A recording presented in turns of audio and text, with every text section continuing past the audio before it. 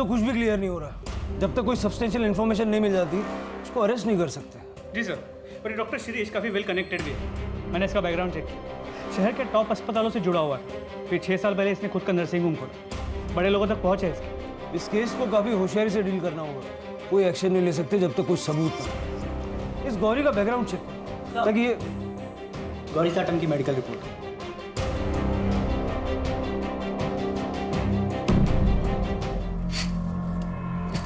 बाबा, ये तुम क्या कर रही हो? मैं तुमसे बात कर रहा हूँ, ये सब क्या कर रही हो? मत करो ये सब। तो क्या करूं? पर्दे खुले रखूं?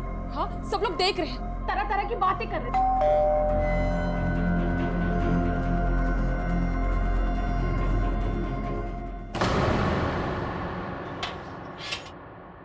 Doctor Shirish, you are under arrest. क्या? सर मैंने आपको हमारे साथ चलना होगा। अरे नहीं, इन्होंने कुछ नहीं किया, प्लीज छोड़ दीजिए, छोड़ बात दीजिए। सुनो। शिरीष, शिरीष।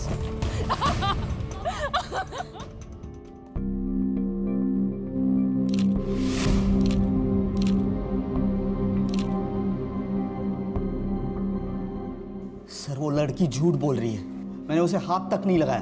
तूने उसे सिर्फ हाथ नहीं लगाया, उसका रेप किया। रेप? ये देख मेडिकल रिपोर्ट। तू तो डॉक्टर है ना, पढ़ ले। सर पर ये मैंने नहीं किया। लेकिन गौरी तो तेरा ही नाम ले रही है। वो झूठ क्यों बोल रही है यही नहीं समझ में आ रहा है सर। कुछ तो गड़बड़ है, मुझे फंसाया जा रहा है। कौन फंसाएगा? किसी से कोई दुश्मनी है? गौरी तेरा ही नाम क्यों लेगी? हिमा, सर गौरी की एक बुआ है हिमा, वो ये सब कर सकती है। वो जो तुम्हारे हॉस्पिटल में आया है वो? हाँ सर, 4 दिनों पहले उसे मैंने निकाल दिया था काम से। लेकिन जब गौरी के साथ ये सब हुआ तो वो वहां मौजूद थी। नोटिस पीरियड पे है सर, बहुत गुस्सा आया था उसे। गलती हो गई, सॉरी बोल रही हूँ ना सर, आगे से ऐसा नहीं होगा सर। ये सब तुम पहले भी बता चुके हो मुझे। सर सच्ची मैंने कुछ नहीं किया सर। झूठ मत बोलो, मुझे आर्ग्यूमेंट नहीं चाहिए। नहीं सर प्लीज ऐसा मत करिए सर, काम चला गया तो बहुत प्रॉब्लम हो जाएगी। तो सर प्लीज ऐसा मत करिए सर, सर प्लीज। साहब वो झूठ बोल रहा है, नाटक कर रहा है खुद को बचाने के लिए। मैं आलसी या लापरवाह नहीं, लापरवाह होती तो नर्सिंग लाइन में इतने साल तक टिकी नहीं रहती। साहब नर्सिंग होम छोटा पड़ रहा है और स्टाफ ज़्यादा है और पगार नहीं बढ़ रही, इसलिए वो स्टाफ को निकाल रहा है। बड़ा ही कमीना आदमी है सर वो। मेरी भूल से बच्चे 2 दिन से कमरे में बंद है, शौक में है। गलत तो हमारे साथ हो रहा है साहब, और आप हमसे ही सवाल पूछ रहे हैं।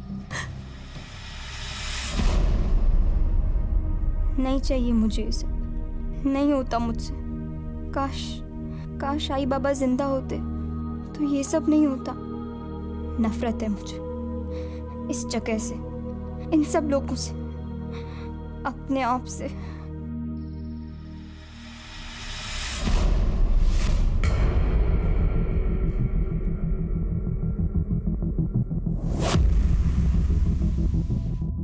चल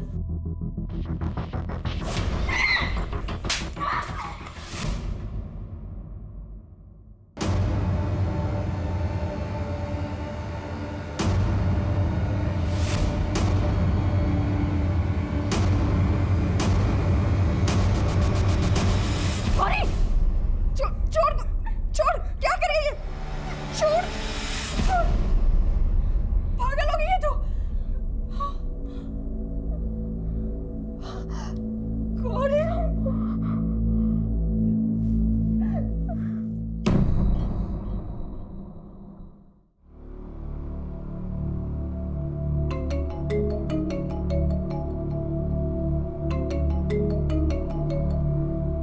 हाँ मत रहे। सर एक तरफ ये शिरीष हर बात को नकार रहा है और यहाँ हेमा, ऊपर से मेडिकल रिपोर्ट में हमें कोई सीमेन की ट्रेसेस भी नहीं मिले जिसे हम मैच कर सके। कई रेप केसेस में ऐसा होता है, इसीलिए कुछ प्रूव कर पाना मुश्किल होता है। लेकिन हमें शिरीष के खिलाफ वाटर टाइट केस बनाना होगा। सर उसने ऑलरेडी बेल की एप्लीकेशन रजिस्टर कर दी है। मोस्टली बेल मिल भी सकती है, क्यों रेपुटेशन अच्छी है, पास्ट रिकॉर्ड भी क्लीन होगा। जरा इस शिरीष के बारे में पूछताछ करो, अगर कुछ मिल गया तो ये केस पुख्ता हो जाएगा। जी सर। चलो, ये डॉक्टर शिरीष की पुराने पेशेंट्स की लिस्ट है, इनसे पूछताछ करो, डिटेल्स निकालो। मूव। हेलो, क्या कहाँ? सर आप उस लड़की को अभी के अभी अरेस्ट कीजिए। बाप रेपिस्ट और बेटी पागल, ऐसे कोई मारता है? वो भी अपने ही दोस्त को। एक मिनट, तुम्हारा नाम क्या है? अदिति। अदिति, अब साफ साफ बताओ कि हुआ क्या था। हम लोग कॉलेज से घर आ रहे थे। अब तो डॉक्टर के पास जाना भी डेंजरस है बॉस। जाने देना प्रिया। चल स्टूपिड इडियट्स। अगर तू ऐसे ही रिएक्ट करेगी तो लोग तुझे और सताएंगे। तेरे पापा ऐसे हैं, पर उसमें तेरा क्या फॉल्ट? लेकिन तेरे पापा, अरे जब मैं अंकल के क्लिनिक में एंटर करती थी मुझे एक अजीब सी घबराहट होती थी, डर लगता था जिस तरह से वो टच करते थे। Stop it Aditya, enough. But Priya मैं सच बोल रही हूँ। I hate you. आ मम्मा। सर अब आपको एक्शन लेना ही होगा। आज मारा है, कल खून ही कर दिया तो ऐसे तो वो लोग अपनी मनमानी करते रहेंगे। एक मिनट। अदिति, जो कुछ भी तुमने कहा है क्या वो सच है? मेरा मतलब है प्रिया के पिता डॉक्टर शिरीष के बारे में। ऑब्वियसली सच है, और फिर मैं झूठ क्यों बोलूंगी? शिरीष अंकल कुछ ज्यादा ही अच्छे से बात करते थे और कुछ ज्यादा ही टच करते थे। ठीक है, इन्वेस्टिगेशन चल रही है, कुछ पता चलेगा तो हम आपको बता देंगे। सर इस प्रिया के खिलाफ कोई ना कोई एक्शन तो लेना ही होगा। जिस तरह उसने अदिति को मार। शी वॉज प्रोवोक्ड मात्रे, उसकी गलती नहीं है। अदिति की माँ से बात करके सारे चार्जेस ड्रॉप करो और प्रिया को स्टर्न वार्निंग देके मैटर क्लोज करो। ये डॉक्टर साहब अपने आप को जितना शरीफ बता रहे हैं उतना शरीफ है नहीं। उससे फिर से बात करो, शायद अदिति के बारे में सुन के वो अपनी शराफत का नाटक छोड़ दे। सर अपनी बेटी की दोस्त अदिति को भी नहीं छोड़ा तूने। कई कंप्लेंट्स आ रही हैं तेरे खिलाफ। बोल किस किस का गलत फायदा उठाया?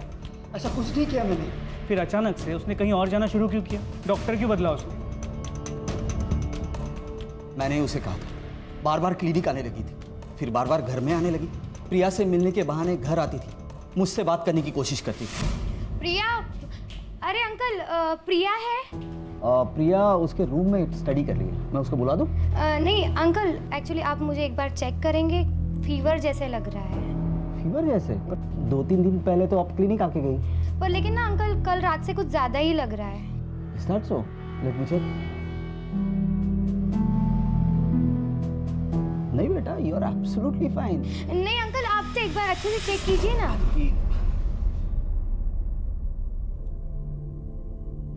देखो अदिति बेटा, आई कैन अंडरस्टैंड। इस उम्र में ऐसा होता है, अपने से ओल्डर उम्र के आदमी की तरफ अट्रैक्शन होता है, खासकर तुम्हारी सिचुएशन में। पर बेटा यू हैव टू स्टॉप। आप बार बार क्लिनिक या घर में नहीं आ सकते। मैं कहाँ बार बार आती हूँ? आई डोंट, ऐसा कुछ है ही नहीं तो।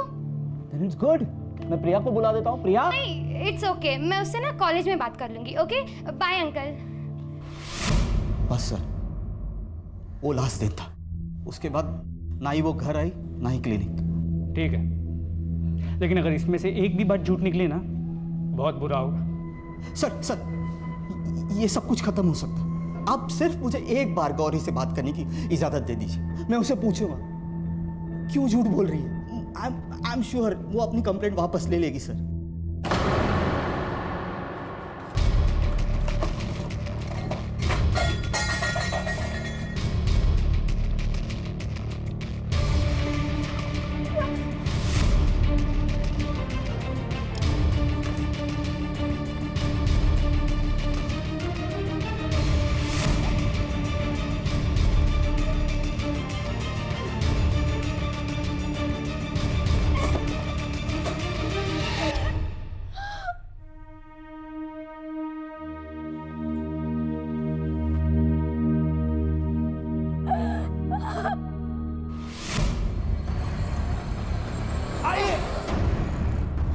क्या कर रही हो ये?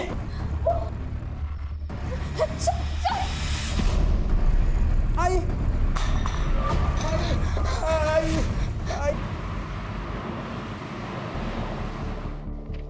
टेबल पर सर, डॉक्टर शिरीष अपनी वही बात दोहरा रहा है। 3rd डिग्री के बाद भी? जी सर, और बिना किसी डीएनए एविडेंस या कोई पुख्ता सबूत के उसकी बात को पूरी तरह झुठला भी नहीं सकते। आई नो, ठीक है तुम कोशिश करते रहो। लड़की ने पूरे होशो आवाज में सीधा एक्यूज किया। मैटर सीरियस भी है और सेंसिटिव भी, और गौरी नाबालिग है तो पॉक्सो भी लागू होगा। मतलब एक काम करो, शिरीष की सारी हिस्ट्री चेक करो, कुछ ना कुछ तो मिलेगा। और गौरी का बैकग्राउंड भी चेक करो। गौरी का? हो सकता है गौरी झूठ बोल रही हो, किसी और के डर से या किसी और को बचाने के लिए। ये एंगल भी चेक करना पड़ेगा। मात्र किसी बेगुनाह को सजा नहीं होनी चाहिए। तो फैमिली ने कुछ बताया? उसकी फैमिली तो खुद डिप्रेस्ड है। क्रिमिनल क्राइम तो कर देता है, लेकिन ये नहीं सोचता कि इसका उसके अपने परिवार पे क्या असर होगा, खास करके ऐसे मामलों में। कल तक जो एक रेप्यूटेड डॉक्टर का परिवार था, वो आज सारी दुनिया से मुंह छुपा के बैठा है।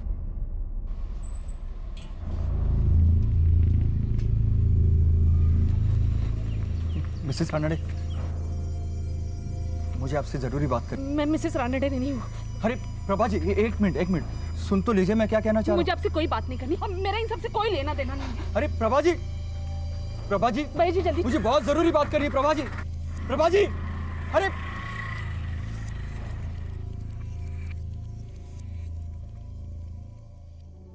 शिरीष,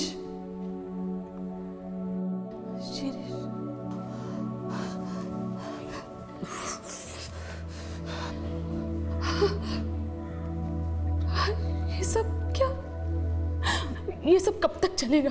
ये लोग क्यों तुम्हारे पीछे पड़े हैं? मुझे कुछ समझ में नहीं आ रहा। शिरीष, लेकिन कोई तो सॉल्यूशन होगा, कोई तो रास्ता होगा। मुझे कुछ समझ में नहीं आ रहा प्रभा। लोग गौरी, अब ये प्रिया की दोस्त, कुछ समझ में नहीं आ रहा कुछ। Shirish, calm down. लेकिन एक रास्ता है।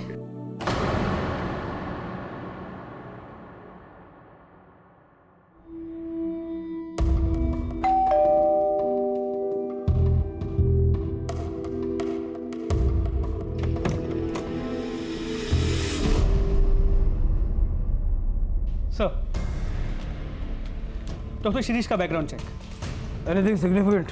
नथिंग सर, स्पॉटलेस कैरियर, कोई झगड़ा नहीं, कोई मिसकंडक्ट नहीं। पिछले 6 साल के उसके नर्सिंग होम के रिकॉर्ड्स को चेक किया, कुछ नहीं मिला। उसके पहले वो जिन अस्पतालों में जुड़ा था वहाँ बात की, उसके पुराने पेशेंट से बात की, कुछ नहीं मिला सर, बिल्कुल बेदाग है। वाकई बेदाग है या दाग छुपाने की कोशिश की गई? सर ऐसा लगता तो है नहीं। 6 साल पहले उसका एक लोकल नेता के साथ झगड़ा हुआ और वहाँ भी डॉक्टर शिरीष ने ही उस नेता के खिलाफ कंप्लेंट रजिस्टर की। इसके अलावा और कुछ नहीं। और गौरी? सर गौरी का बैकग्राउंड चेक चल रहा है, जैसे ही कुछ पता चलता है मैं आपको अपडेट करता हूँ।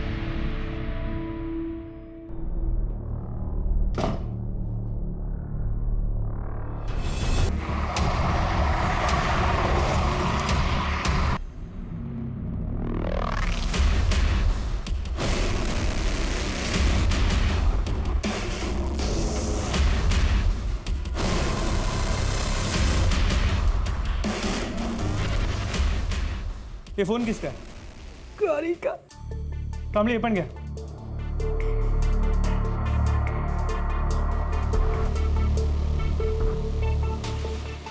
सॉरी, मैंने झूठ बोला। आपने हमेशा मेरी हेल्प की, कभी मेरे साथ कुछ गलत नहीं किया, लेकिन मैंने आपके बारे में झूठ बोला। अब मुझसे सहन नहीं होता। मैंने जो भी किया उसके लिए सॉरी। गौरी ने सुसाइड से पहले ये मैसेज भेजा डॉक्टर शिरीष के नंबर पे, जो फ़ोन हमारी कस्टडी में है। मात्र शौक में होने के बावजूद गौरी ने बहुत क्लियरली शिरीष पे रेप का इल्जाम लगाया था। वही लड़की अचानक सुसाइड। आपको लगता है कि ये सुसाइड स्टेज्ड है? सच पे पर्दा डालने के लिए, क्योंकि अगर वाकई शिरीष बेगुनाह है और किसी ने गौरी को उसका नाम लेने के लिए मजबूर किया है, तो आगे चल के गौरी उसके लिए खतरा बन सकती है। सर उल्टा भी तो हो सकता है। हो सकता है डॉक्टर शिरीष गुनहगार हो और उसने अपने आप को बचाने के लिए गौरी को मरवा दिया और फिर गौरी के फ़ोन से मैसेज भिजवा दिया। मात्र ये सुसाइड है या नहीं, ये जाने बिना आगे बढ़ना मुश्किल होगा। पता चल जाएगा सर, गौरी की पोस्टमार्टम रिपोर्ट जल्दी आ जाएगी।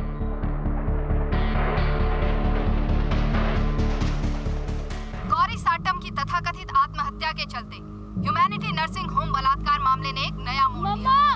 मम्मा ये देखो। मौके वारदात पर मौजूद वरिष्ठ पुलिस कर्मियों ने ये आशंका जताई है कि ये आत्महत्या है या एक सोची समझी साजिश। डॉक्टर शिरीष रानाडे की फैमिली से संपर्क करने की सारी कोशिशें नाकाम रही। खुद पुलिस कस्टडी में डॉक्टर शिरीष रानाडे अपने आप को बेगुनाह होने का दावा कर रहे हैं। क्या हुआ? अरे मैं देख रही हूँ ना टीवी। प्रॉब्लम क्या है तुमको? प्रॉब्लम क्या है? ये प्रॉब्लम जो इतना जोर जोर से चला के रखती हो। वहाँ हॉस्पिटल में सारे पेशेंट और घर पर तुम। 2 मिनट चैन की सांसें तो लेने दो। 1 मिनिट, काय झालं काय तुम्हाला? मैं रोज देख रही हूँ तुम्हारा चक्कर वक्कर चल रहा है ना किसी के साथ। सच बताओ। हमारे साथ बात करना ही बेकार है। Leave it. तो गौरी की पोस्टमार्टम रिपोर्ट, उसकी मौत 1:30 और 2 के बीच हुई है और वो मैसेज 2:15 को भेजा गया। उसके बॉडी पे स्ट्रगल के निशान है, मतलब उसने अपने आप को बचाने की कोशिश भी की थी। सर ये तो क्लियर मर्डर है। मतलब गौरी को मारने के बाद उसके फ़ोन से वो मैसेज भेजा गया। तुम्हारा अंदाज़ा सही था, गौरी के मरने से सबसे ज़्यादा फायदा किसको हो सकता है? क्या गौरी ने अपने आप को क्यों कैसे हुआ सर ये सब?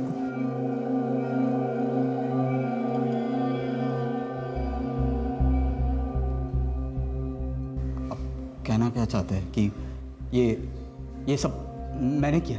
हमने तो अभी कुछ कहा ही नहीं। वैसे तू एक बात से तो इनकार नहीं कर सकता कि गौरी की मौत से सबसे ज्यादा फायदा तुझे होगा, क्योंकि उसके भेजे हुए एसएमएस से तेरे सर पे लगा हुआ इल्जाम हट जाएगा। लेकिन बदकिस्मती से वो मैसेज गौरी के मरने के बाद भेजा गया था। उसको मारने वाले ने उसके मोबाइल से वो मैसेज भेजा था। अब सवाल ये उठता है कि गौरी को मारने वाला तुझे क्यों बचाना चाहेगा? ये मुझे कैसे मालूम सर? और आपको क्या लग रहा है मैं यहाँ से बैठे बैठे गौरी को? That is impossible. लेकिन तू बाहर किसी से करवा भी तो सकता है ना। That is possible. सर आपको लगता है कि ये सच बोल रहा है? मात्र जब तक कोई ठोस सबूत नहीं मिल जाता किसी की भी बात पे विश्वास करना मुश्किल है। ये डॉक्टर जब से लॉकअप में आया, इससे कौन कौन मिलने के लिए आया था, किस किस से इसने बात की, ये जरा पता करो। इसने लैंडलाइन भी कई बार यूज किया है। सर उस दिन उसकी वाइफ प्रभा रानाडे उससे मिलने आई। इस प्रभा के कॉल रिकॉर्ड, स्ट्रैंगुलेशन रिकॉर्ड सब निकालो और क्राइम सीन पे जो फिंगरप्रिंट्स मिले थे उसके साथ में मैच करके देखो। और गौरी के बैकग्राउंड चेक पे कोई अपडेट? सर उसकी रिपोर्ट आ गई, आपके टेबल पे रखवा दी है। गौरी की बुआ हेमा जहाँ जहाँ काम करती थी, हमने हर उस जगह पे पूछताछ की। पिछले 2 साल में उसने करीब 4 से 5 नर्सिंग होम में काम किया है। हेमा है ना, वो सीनियर डॉक्टर है ना राव, उसके साथ ही मिलकर उसने कुछ गड़बड़ की है। मामले को तो बिल्कुल दबा दिया गया। वो है ना थोड़े दिन के बाद काम छोड़ के चली गई, पता नहीं फिर क्या हुआ। पागल हो गए थे डॉक्टर साहब उस लड़की के पीछे। अचानक से हेमा भी गायब और वो लड़की भी। पूरे देवदास हो गए थे डॉक्टर साहब। स्ट्रेंज। कहीं ऐसा तो नहीं कि जिसे हम अब तक विक्टिम मान के चल रहे थे उसकी असलियत कुछ और ही है? ये जो 2 डॉक्टर्स के बारे में बात की, इनसे बात करो। इनसे पूछो कि ये सब रूमर्स है या वाकई इसमें कोई सच्चाई भी है। सर वो बच्ची नहीं थी सर। डोंट नो कि उसकी क्या प्रॉब्लम थी। वो खुद ही नर्सिंग होम आती थी। वो क्या नाम है उसकी आंटी हेमा से मिलने के लिए। वो अचानक मुझे एक्यूज़ करने लगी और कहने लगी कि मैंने उसे मोलेस्ट किया है। सर मेरी फैमिली है, we are respected people. Sir Hema ने तमाशा खड़ा कर दिया। कहने लगे कि ये मैटर मैं पुलिस में लेके जाऊंगी। मैंने सीधे उसे नौकरी से निकाल दिया। मैंने उसे कहा कि तूने जो उखाड़ना है उखाड़। जब मैंने कुछ गलत काम किया ही नहीं तो मैं डरूं क्यों? तो क्या हुआ? कुछ भी नहीं। Bloody thugs. चली गई ना।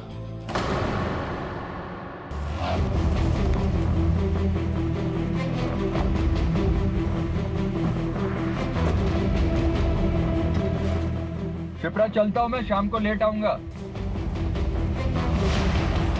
डॉक्टर यतीन केलकर। जी सर। हम आपसे गौरी साटम के बारे में बात करने हैं। जानते हैं ना उसे? हेमा ने आपके अस्पताल में तकरीबन कितने टाइम के लिए काम किया था? सर एग्जैक्टली तो याद नहीं है सर। हेमा तो याद है ना? जी सर। हेमा के साथ आपके अस्पताल में कोई प्रॉब्लम हुई थी? हमने सुना है उसने आपका काम अचानक से छोड़ दिया। क्या ये गौरी कभी आपके करीब आने की कोशिश करती थी? ऐसा तो कभी कुछ नहीं हुआ। अगर हुआ होता सर तो मुझे ज़रूर याद होता। और वैसे भी मैं स्टाफ से दूरी बना कर रखता हूँ सर। पर्सनली मैं ज़्यादा बातचीत करना पसंद नहीं करता सर। ठीक है, अगर और कुछ पूछना होगा तो हम वापस आएंगे। और अगर आपको कुछ याद आए तो ये मेरा नंबर है, इस पर फ़ोन करके बता दीजिएगा। एक नाबालिग लड़की के रेप और मर्डर का केस है। मैटर थोड़ा सेंसिटिव है। Okay sir.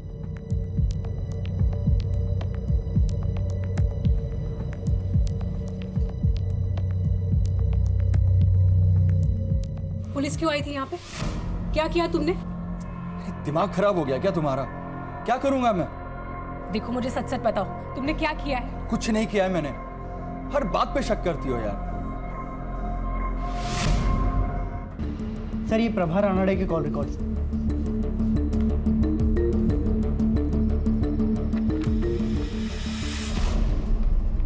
चलो।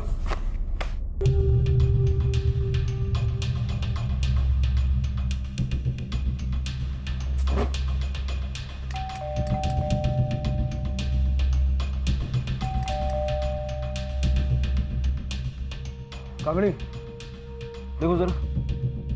डॉक्टर शिरीष रानाडे की फैमिली से संपर्क करने की सारी कोशिशें नाकाम। अंदर टीवी चल रहा है, आवाज आ रही है, लेकिन सब खिड़कियां दरवाजे बंद है, कुछ दिखाई नहीं दे रहा। मिसेस रानड़े, पुलिस है, खोलिए दरवाजा। मिसेस रानड़े, प्रिया।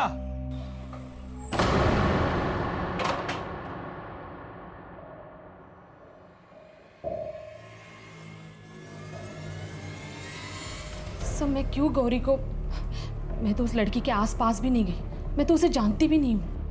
हमारे पास सबूत है, तुम्हारे फोन का लोकेशन उस वक्त उसी जगह का है। क्या कर रही थी वो? मैं वहाँ गई थी, लेकिन उसे मारने नहीं, ऐसा कुछ भी नहीं था। अभी के अभी मेरे साथ पुलिस स्टेशन चल, कंप्लेंट वापस ले ले। मेरे पति ने तेरे लिए इतना कुछ किया और तूने बदले में ये सिला दिया। हाँ, उनकी इज्जत, उनका करियर, सब कुछ बर्बाद कर दिया। हाँ, चल मेरे साथ, केस वापस ले ले। आप जाओ प्लीज, आपको जो बात करनी है आप मेरी हत्या से बात करो। देख, आप जाओ प्लीज, प्लीज मुझे अकेला छोड़ दो। ठीक है, मैं जा रही हूँ, तुम्हारे हत्या से भी बात करूंगी। हम कैसे मान लेंगे जो तुम बोल रही हो वो सच है? तुम्हारे पास तो मोटिव भी था और मौका भी था। सर, मैंने ऐसा कुछ नहीं किया है। We are respected family. पता चल जाएगा। गौरी के दुपट्टे और फोन पे जो फिंगरप्रिंट्स मिले हैं, अगर उससे तुम्हारे फिंगरप्रिंट्स मैच हो गए तो फिर। सर, मैं जब वहां से निकली थी तब मैंने वहां एक आदमी को जाते हुए देखा, उसके घर की तरफ। कौन था वो आदमी? जानती हो उसे? नहीं सर, मैं उसे जानती नहीं हूँ, लेकिन एक दिन वो आदमी मेरा पीछा कर रहा था। सर, वही बता सकता है मेरे जाने के बाद गौरी जिंदा थी या नहीं। उसका चेहरा याद है? ऑफ कोर्स सर, याद है। एक बार उसने रास्ते में मुझे रोककर मेरे से बात करने की कोशिश की थी। हाँ सर, मैं यहाँ गौरी के गांव पहुँच गया हूँ। उसके घर के आसपास पूछताछ करके देखता हूँ कि उसकी किसी के साथ कोई दुश्मनी या कोई और एंगल सामने आता है क्या। जी सर, मैं आपको इमीडिएटली अपडेट करूँगा। Okay sir. हाँ साहब, वो मेरे बाजू में ही रहती थी। कुछ टाइम के बाद उसके माँ बाप मर गए और वो अपने काका काकी के यहाँ रहने चली गई, और पता चला कि वो अपने काका काकी के यहाँ से भी भाग गई है। साहब, एक तो दया की, उसको घर में रखा, इतना सब कुछ किया उसके लिए, फिर भी घर से भाग गई नालायक लड़की। यही तो हम भी जानना चाहते हैं। आपने उसके लिए इतना सब कुछ किया, फिर भी वो घर से भाग के क्यों गई? मुझे क्या पता साहब। पता नहीं या कुछ छुपा रही है? सब जो कुछ था सब बता दिया मैंने। मैं क्या छुपाएगी साहब आपसे? मैं तो हैरान हूँ, मुंबई भाग गई, वो भी अपनी हत्या के पास। बहुत पहुंची हुई लड़की है साहब। थी, अब नहीं है। थी? इसलिए उसके बारे में जो भी बोलेंगी ना, सोच समझ के बोलना। सर, ये गौरी की चाची की बातों से ऐसे लगा कि वो कुछ छुपा रही है। मतलब सपोर्ट और शेल्टर के मिलने के बावजूद गौरी का इस तरह घर छोड़ के चले जाना कुछ सेंस नहीं बनता। एग्जैक्टली। लेकिन उसके पहले एक और बात। प्रभा रानाडे के मुताबिक उसके गौरी के घर से निकलने के बाद उसने एक आदमी को गौरी के घर की तरफ जाते हुए देखा। तो चेहरा भी यार, मैंने स्केच बनाने के लिए बोला है अभी। सर, उस आदमी का स्केच है प्रभा रानाडे के मुताबिक। ये कौन? सर एक मिनट। सर, ये तो बिल्कुल उस दूसरे डॉक्टर जैसा दिखता है जिसने गौरी की बात को डिनाई किया, डॉक्टर यतीन केलकर। मात्रे उठा लो इसको। सर चलो। अरे साहब, कहाँ लेके जा रहे हो इनको? अरे बताओ तो सही, इन्होंने किया क्या है? सुनिए, ये सब क्या हो रहा है? क्या किया है तुमने? हाँ बताओ मुझे, मैंने कहा था ना तुमसे, इसी बात का डर था मुझे। शिप्रा, कभी तो शक करना बंद करो। जी सर, गौरी को मैंने ही मारा है। लेकिन सर, मैं उसे मारने की इरादे से नहीं गया था। मेरी लाइफ तो पहले से ही बर्बाद कर चुके थे वो लोग, लेकिन मैं नहीं चाहता था कि डॉक्टर शिरीष के साथ भी वो लोग ऐसा ही करें। मतलब साफ साफ बताओ। क्या बकवास कर रही है? अरे मैंने इसे हाथ तक नहीं लगाया। गौरी, क्या चल रही है? तो ये ऐसा क्यों बोल रही है? झूठ बोल रही है क्या? वैसे भी हॉस्पिटल में सबने देखा है कि किस तरह सारा दिन आपकी नजरें गौरी पर ही टिकी रहती है। 17 साल की मासूम सी बच्ची है वो। छोड़ूंगी नहीं तेरे को, पुलिस में कंप्लेंट करेगी। हाँ। अरे ऐसे कैसे पुलिस में कंप्लेंट करेगी? तेरी झूठी कंप्लेंट की वजह से मेरी लाइफ, मेरी फैमिली, मेरा करियर सब बर्बाद हो जाएगा। चल गौरी तू चल। समझौता कर लेते। 50,000।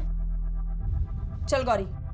अरे अरे रुको, देखो 75, 75,000 ले लो और ये मामला यहीं पर खत्म करो। देखो इससे ज्यादा मैं नहीं दे पाऊंगा, इतना ही कैश है मेरे पास। चल गौरी। हत्या ले लेते हैं ना, मुझे पुलिस के पास नहीं जाना है।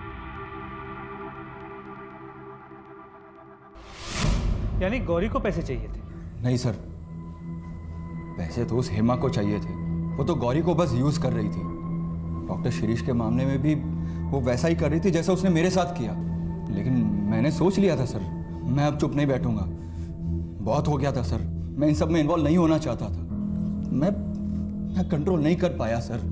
इसके बाद मैंने डॉक्टर शिरीष की वाइफ से कांटेक्ट करने की कोशिश की, क्योंकि मैं विटनेस बनने के लिए तैयार था, ताकि हम सबको बता सके कि हेमा और गौरी पहले भी ऐसा कर चुकी है। मिसेस रानडे, मुझे आपसे ज़रूरी बात करनी। मैं मिसेस रानडे नहीं हूँ। लेकिन सर वो इतनी डरी हुई थी कि उसने मेरी एक भी नहीं सुनी। इसलिए सर मैंने उसका पीछा करना शुरू किया। और सर जब मैंने देखा कि वो गौरी के घर से बाहर आ रही है, तो मैंने सोचा कि मुझे गौरी से जाके बात करनी चाहिए, उसे समझाना चाहिए। शायद वो मेरी बात समझे।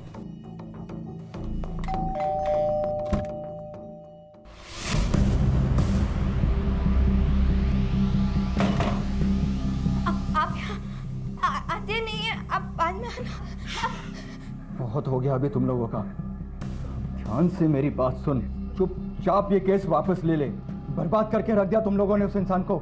झूठ पे झूठ, झूठ पे झूठ। मजा आता है ना तुम लोगों को? शरीफ इंसान को सताने में बड़ा मजा आता है ना? हाँ?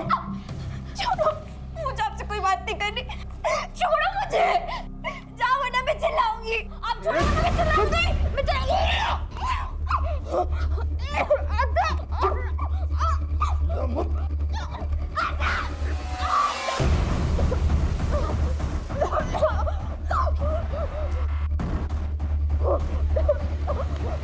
आवाज बंद कर। चुप।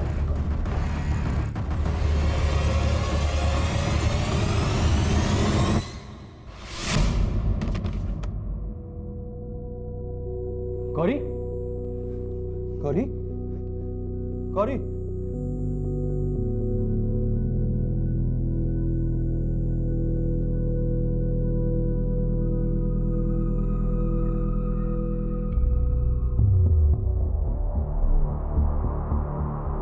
क्रिमिनल को रोकने के लिए खुद क्रिमिनल बन गया। पुलिस के पास क्यों नहीं गया? तुझे उसी दिन पुलिस के पास जाना चाहिए था जिस दिन गौरी और हेमा ने तेरे साथ वो सब किया। गौरी को मारकर तूने अपनी और अपनी फैमिली की पूरी जिंदगी बर्बाद कर ली।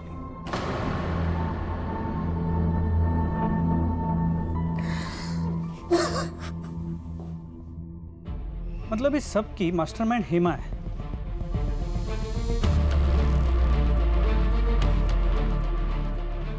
क्या हुआ सर? क्या सोच रहे? एक बात खटक रही है। हर बार मामला मॉलेस्टेशन का था। हेमा ने हर बार सामने वाले पे गौरी के साथ बदतमीजी करने का या उसको गलत तरीके से छूने का आरोप लगा। ये डॉक्टर शिरीष के मामले में अचानक रेप क्यों? हो सकता है इस बार वो ज़्यादा पैसे ऐंठना चाहती हो, या फिर ये भी हो सकता है कि शिरीष और हेमा के बीच में कोई अरेंजमेंट हो जो बैकफायर हो गया और बाद में दोनों के बीच में फूट पड़ गई। इतना तो कंफर्म है कि गौरी के साथ रेप हुआ था। मतलब यही पता करना है कि ये रेप डॉक्टर शिरीष ने किया था या किसी और ने। इस केस में कई ऐसे सवाल हैं जिनके जवाब मिलना अभी बाकी है, और ये जवाब हमें मिलेंगे हेमा से। ले आओ उसे। सब झूठ बोल रहे साहिब। गरीब लोगों को बदनाम करना आसान होता है। हमने ऐसा कुछ भी नहीं किया। हेमा, तुमने इतने सालों में बहुत सारे अस्पतालों, नर्सिंग होम में काम किया, और इनमें से कई में गौरी के साथ ऐसा ही हुआ। और हर बार इल्ज़ाम किसी ऐसे आदमी पर लगा जो किसी अच्छी पोस्ट पे हो, समाज में जिसकी बहुत इज्जत है। तुम्हें क्या लगता है ये सब होते हुए किसी की नज़र में नहीं जाएगा कि कुछ गड़बड़ हो रहा है? देखो, यूजुअली हम औरतों के साथ ज़्यादा सख्ती नहीं करते, लेकिन इस बार मामला एक नाबालिग बच्ची के रेप और मर्डर का है, तो सच उगलवाने के लिए कुछ भी करना पड़ा तो करेंगे। आप क्या बोल रहे हैं साहिब?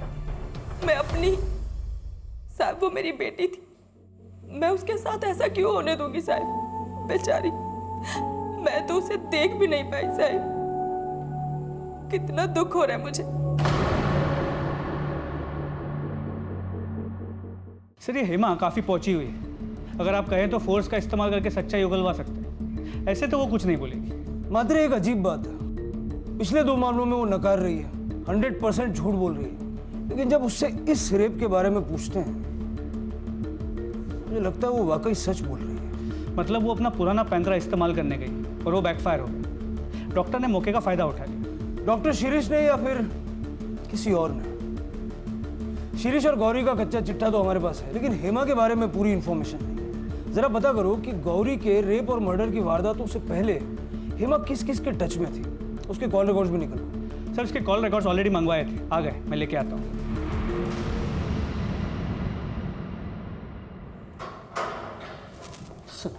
सर कुछ पता चला? इसे देख, इनमें से कोई नाम जान पहचान का लगता है क्या? ध्यान से पढ़। ये सर, ये नाम, ये नेता है। इसके खिलाफ मैंने 5-6 साल पहले कंप्लेंट की थी। क्यों? वही चक्कर सर, एक्सटॉर्शन। जब मैंने नया नर्सिंग होम खोला था तब ये पैसे मांगने आए थे। लो यहाँ से। पहले ही तुम्हारे खिलाफ पुलिस में कंप्लेंट कर चुका हूं मैं। यहाँ आसपास दिखाई भी दिए तो अंदर करवा दूंगा, समझे? चलो चलो। हाथ नहीं लगाने का। छोड़ूंगा नहीं तुझे, मैं छोड़ूंगा नहीं। सर सही कह रहे, मैंने रिपोर्ट चेक किए थे। और लोग वोट क्यों नहीं देंगे? क्या हुआ, हमने 8 साल में सड़क का काम पूरा किया है। लोगों को काम याद दिलाओ, 8 साल नहीं, ठीक है? साहब वो पुलिस आई है। पुलिस बाहर रुकने को बोलो। हमारा बाहर रुकने का वक्त खत्म और तेरा अंदर जाने का वक्त शुरू। क्या नाम है तेरा? क्या रही है सब? और बिना परमिशन अंदर कैसे आए? कंप्लेंट कर दूंगा तुम सबकी। चलो निकलो बाहर यहाँ से। बहुत पछताओगे तुम लोग। जानते नहीं किससे बात कर रहे हो तुम। 1 सेकंड में सस्पेंड करवा दूंगा, 1 सेकंड में। अब समझ में आया कौन हूं? तेरी पार्टनर ने सारा सच उगल दिया है, हेमा।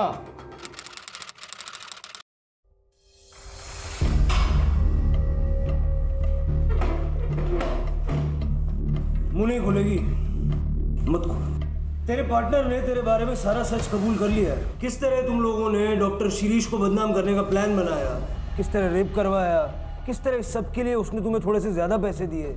बेटी बेटी बोल रही है गौरी को, थोड़े से पैसों के लिए बेटी को बेच दिया।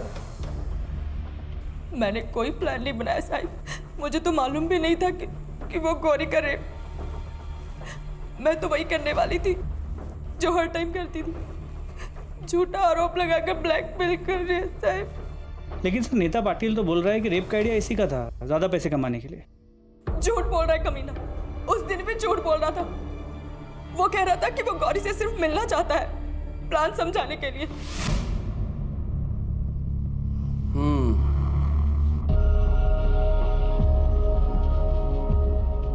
तो ये है वो, कर पाएगी ये? मतलब कि हो पाएगा इससे? इतना बड़ा तमाशा करने के लिए दम चाहिए। पहले भी तो कर चुकी है ना साहब। तुम जाओ, अकाउंटेंट को बोल दिया मैंने, पैसे ले लो। और सुनो, आधे मिलेंगे और आधे नर्सिंग होम बंद करवाने के बाद, ठीक है? जाओ। हेमा, इसे यहीं रहने दो, मुझे इससे कुछ बात करनी है। तुम रुक, मैं आती हूँ।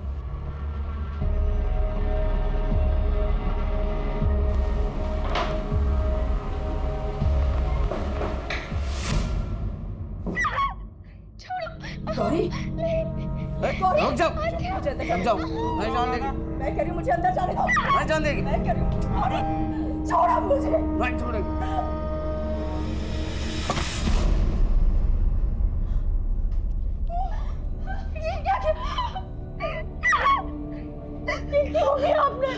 ताकि सबको ऐसा लगे कि इसके साथ सचमुच रेप हुआ है।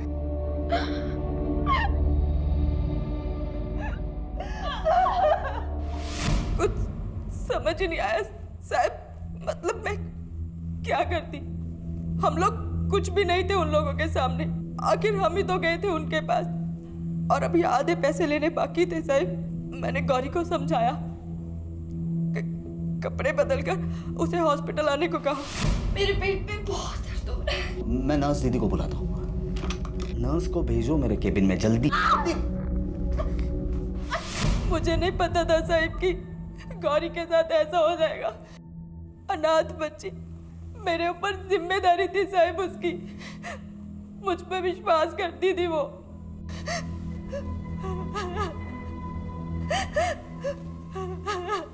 क्या हुआ था गांव में? बेच दिया उसे। उसके काका काकी ने पैसे लेकर एक बड़ी उम्र के लड़के के साथ शादी करवा दी उसकी। उस लड़के की माँ गौरी की सास मारती थी उसे, जबरदस्ती करती थी उसके साथ। जैसे तैसे उधर से भाग कर आई मेरे पास।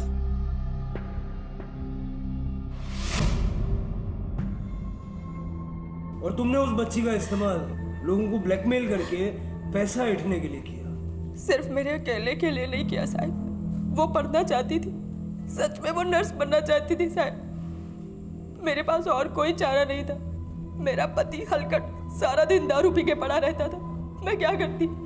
जो बुरा होना था साहब वो तो हो चुका। और मैंने सोचा कि बाकी के पैसे लेने अभी बाकी हैं, इसीलिए हमने डॉक्टर शिरीष को फंसाया साहब। तुम्हारे पास डॉक्टर शिरीष से दुश्मनी का मोटिव है और हमारे पास चश्मदीद गवाह। पटेल, तूने डॉक्टर शिरीष से 6 साल बाद बदला लिया। तू हेमा के बारे में भी जानता था वो लोगों को किस तरह फंसाती है। इसलिए जैसे ही हेमा ने डॉक्टर शिरीष की नर्सिंग होम को ज्वाइन किया, तूने उससे कांटेक्ट किया, है ना? अब हमारा सस्पेंशन तो नहीं होगा, लेकिन तेरा ट्रांसफर जरूर होगा जेल में। चल ये काम ले, चल चल काम ले।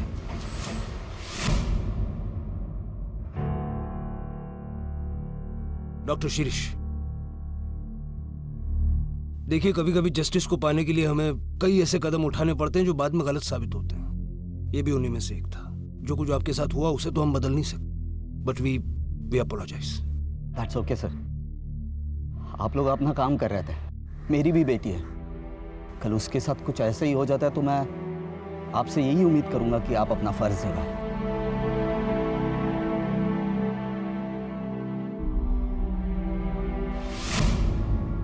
प्रभा जी, सॉरी प्रिया।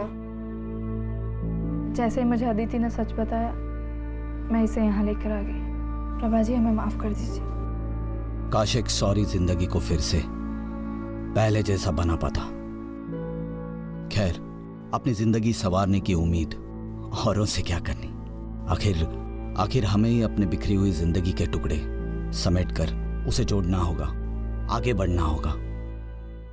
मैं डॉक्टर था, हूं और रहूंगा। आज भी मेरे पेशेंट्स की भलाई मेरे लिए ज्यादा मायने रखती है। लाइफ में आए इस मुश्किल दौर को मैं अपने आप पर हावी नहीं होने दूंगा। मेरे अतीत को मेरी पहचान नहीं बनने दूंगा। जो हुआ उसके चलते ना मुझ में नफरत पैदा होगी, ना डर, ना निराशा।